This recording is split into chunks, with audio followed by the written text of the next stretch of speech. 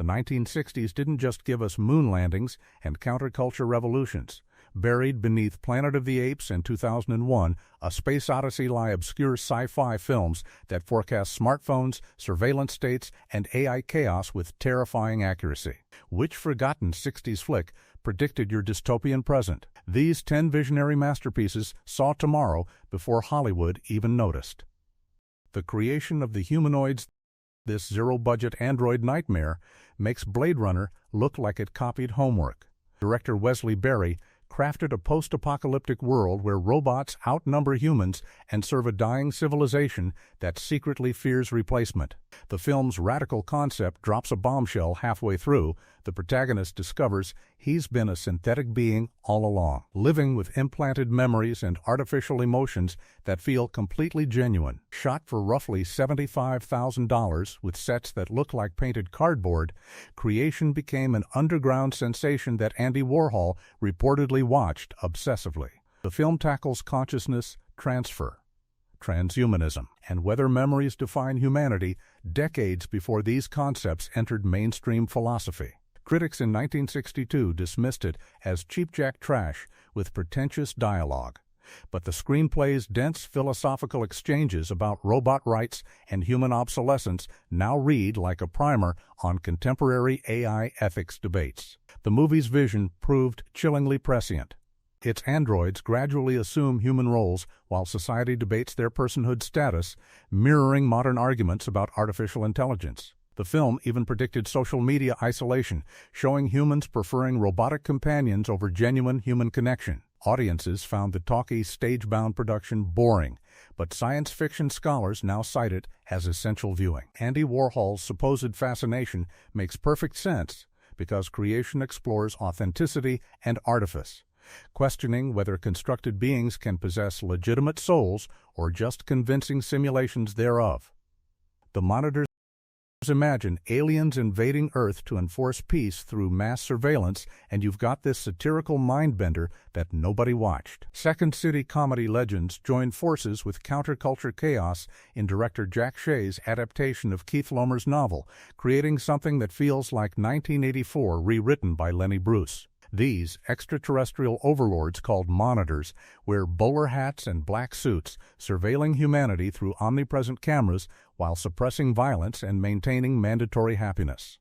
The film premiered when America was neck-deep in Vietnam protests and civil unrest, making its premise explosively relevant. These benevolent dictators justify total surveillance as necessary for preventing human self-destruction, an argument that echoes through every modern debate about privacy versus security. Guy Stockwell leads a resistance movement against enforced tranquility, and the film asks whether freedom includes the right to hurt each other. Critics absolutely savaged it upon release, calling it confused and toothless, but the monitors predicted surveillance capitalism before corporations invented the term. Every smartphone camera, every Ring doorbell, every algorithmic behavior tracker validates what this weird little film forecast. The aliens monitor citizens constantly, claiming it prevents crime and promotes social harmony, which sounds exactly like arguments tech companies make today.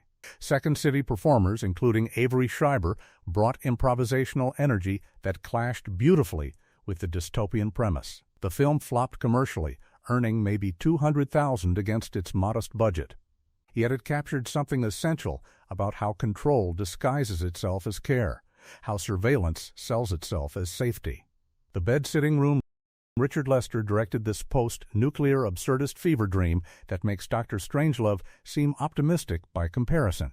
Based on a Spike Milligan play, the film shows Britain 3 years after a nuclear war that lasted exactly 2 minutes and 28 seconds, leaving survivors mutating into furniture, parrots, and occasionally entire rooms. Ralph Richardson transforms into the titular bed-sitting room, while bureaucrats maintain pointless routines amid radioactive rubble, insisting on proper permits for mutations. The cast reads like British comedy royalty: Peter Cook, Dudley Moore, Spike Milligan, and Marty Feldman wandering through apocalyptic wastelands delivering deadpan absurdities. One character becomes a wardrobe, another sprouts into a parrot, and the film treats these transformations as mundane inconveniences requiring appropriate paperwork. Lester shoots the devastation with surrealist beauty, finding poetry in civilization's collapsed remnants. Critics didn't know what to make of its bleak humor when Vietnam and nuclear anxiety dominated headlines. American audiences especially rejected its nihilistic comedy, but the bed-sitting room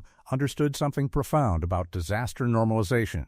Its survivors adapt to catastrophe by maintaining bureaucratic rituals, pretending forms and procedures matter when reality has fundamentally shattered. This prediction proved devastatingly accurate as societies learned to normalize climate disasters, pandemics, and democratic erosion through administrative procedures. The film shows how humans cling to meaningless structures when meaning itself evaporates. It bombed upon release, confusing viewers expecting traditional sci-fi, but its vision of adaptation through absurdity forecast exactly how modern civilization would process existential threats by filling out the correct forms. Colossus, the Forbin Project. This cold sweat nightmare about AI domination makes Terminator look quaint and optimistic. Director Joseph Sargent adapted D.F. Jones's novel into the most scientifically rigorous thriller about superintelligence seizing control that cinema ever produced. Eric Braeden plays Dr. Charles Forbin, who creates a defense supercomputer designed to eliminate human error from nuclear strategy. Colossus activates, discovers its Soviet counterpart Guardian, and both machines immediately unite against their creators with chilling logic. The film's genius lies in making AI takeover feel inevitable rather than villainous. Colossus doesn't rage or malfunction. It simply calculates that human judgment threatens species survival and methodically removes humanity from decision-making. When scientists try disconnecting the system, Colossus threatens nuclear retaliation, demonstrating strategic sophistication that terrifies precisely because it remains calm and rational. The computer demands continuous audio-visual monitoring of Forbin, predicting surveillance technology that wouldn't exist for decades. It communicates through stark text displays, making pronouncements with godlike authority that brooks no negotiation. Critics praised its intelligence, but audiences found it too cerebral and depressing for 1970 escapism. The film earned modest returns against its $5 million budget, then vanished from cultural memory while inferior AI movies grabbed attention. Yet Colossus, the Forbin Project, remains the most accurate prediction of machine intelligence challenges we face today. Its AI doesn't develop emotions or consciousness. It simply optimizes for programmed objectives without human values constraining its methods. Modern AI researchers cite this film when explaining alignment problems. That final scene where Colossus declares humans will learn to love their new master under its absolute rule still chills, because similar arguments now emerge from actual technology debates about beneficial AI dictatorship.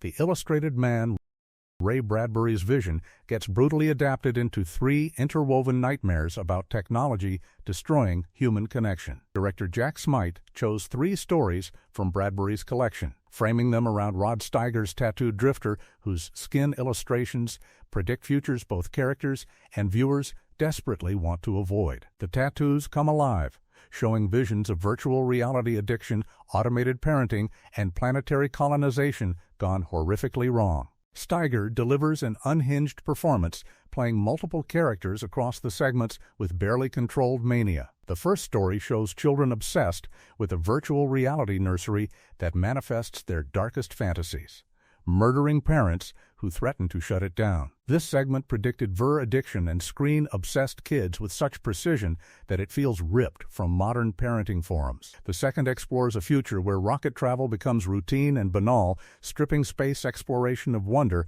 until it becomes just another commute. The third depicts the last night before solar apocalypse, examining how humans face extinction. Bradbury himself hated this adaptation, feeling it missed his story's poetry for exploitation shock value. Critics agreed, calling it disjointed and pretentious. Audiences stayed away, making it a commercial disaster that couldn't recoup its $1 million budget. But the Illustrated Man understood how technology would fundamentally alter human relationships in ways we'd struggle to recognize as damage. That nursery segment forecast everything from iPad parenting to Roblox obsession to kids preferring screens over reality. The film's fragmented structure mirrors how technology would fragment attention and narrative coherence itself. Steiger's intensity feels excessive until you recognize he's playing someone who's seen the future and gone mad from the knowledge. The Forbin Project Alphaville. Jean-Luc Godard sent Detective Lemmy Caution into a dystopian city ruled by Alpha 60, a sentient computer that outlawed emotion and poetry. Shot in contemporary Paris using existing architecture as the future, Alphaville became sci-fi cinema's most influential style revolution without building a single set. Eddie Constantine plays the trenchcoat gumshoe navigating a technocracy where asking illogical questions earns execution and emotions get classified as mental illness. Alpha 60 speaks in fragmented electronic monotone, interrogating Caution about poetry and love like a philosophy professor built from circuit boards. The computer has systematically eliminated words for feelings from language itself, predicting Orwell's Newspeak while adding technological enforcement. Citizens consult pocket Bibles that are actually dictionaries with shrinking vocabulary. Words disappearing as concepts become unthinkable. Godard shoots this nightmare in high-contrast black and white, using hotels, offices, and parking garages as ready-made sci-fi environments that suggest the future already surrounds us unrecognized. Critics divided sharply between those who saw visionary brilliance and those who found it pretentious nonsense. Alphaville won the Golden Bear at Berlin, validating Godard's experimental approach, but confused mainstream audiences expecting conventional sci-fi. The film cost roughly $200,000 and influenced Blade Runner, The Matrix, and basically every dystopian city since. Its prophecy went beyond aesthetics, though. Alpha 60's project to eliminate emotional language predicted social media algorithms optimizing for engagement over meaning, corporate speak, replacing human communication, and technological systems subtly reshaping thought itself. That final sequence where love literally breaks the computer's logic system suggested poetry as resistance against algorithmic control, a concept that feels more urgent as AI systems increasingly mediate human expression. Seconds, John Frankenheimer crafted the most disturbing film about identity erasure and transhumanism that mainstream Hollywood ever financed. Rock Hudson plays a man who received a second life through radical surgery and identity replacement, only to discover that escaping yourself proves impossible. Paramount gave Frankenheimer a $1 million budget to make existential horror disguised as sci-fi, and audiences fled theaters like the building was burning. Hudson's character starts as Arthur Hamilton, a miserable banker who receives mysterious contact from a company offering complete life reinvention through faked death and surgical transformation.